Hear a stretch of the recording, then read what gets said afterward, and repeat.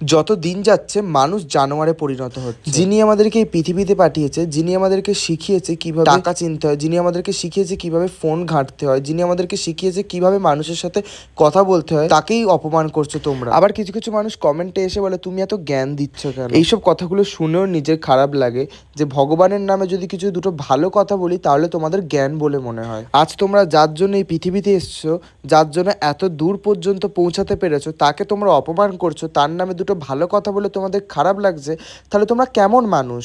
মানুষ নামে তোমরা কলঙ্ক। হ্যালো এভরিওয়ান, আমি তোমাদের সকলের প্রিয় মেকআপ আর্টিস্ট অর্পণ। আর আজ আমি তোমাদের সঙ্গে কিছু রিয়েল ঘটনা শেয়ার করব। আর যাদের আমার ভিডিও ভালো লাগে অবশ্যই দেখো, যাদের হেল্প হয়। আর যাদের আমার ভিডিও ভালো না লাগে ভিডিও স্কিপ করে বার হয়ে যাও। কোনো ম্যান্ডেটারি নেই যে আমার ভিডিও তোমাদেরকে দেখতেই হবে। একটা কথা জানো তো, যেমন কর্ম করবে তেমন ফল পাবে। ভগবান সব কিছু সহ্য করে নেবে, ভগবান অহংকারটাকে কোনোদিনও সহ্য করবে না। আর অহংকারই হচ্ছে পতনের মূল কারণ। যেদিন তুমি 10টা মানুষের সামনে মাথা নত করতে পারবে সেদিনই কি তুমি ভাববে যে আমি একটা বড় জায়গায় যাব। আর কিছু কিছু প্রুফ আমি নিজের চোখের সামনেই দেখতে পাই, কিছু কিছু বড় বড় প্রোফাইলগুলো কিভাবে প্রবলেমে পড়ছে, কিভাবে সাসপেন্ড হয়ে যাচ্ছে।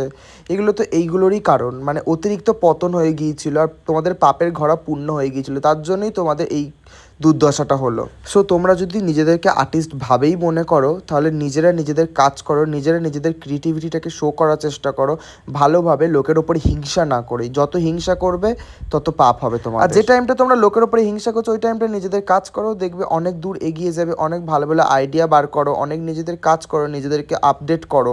এগুলো না করে তোমরা কি করছো, লোকের নামে হিংসা করছো। আমি তো কোনোদিনও কারোর নামে কোনো রকম হিংসা করি না বা কারোর নামে কোনো রকম খারাপ ভিডিও বানাই না।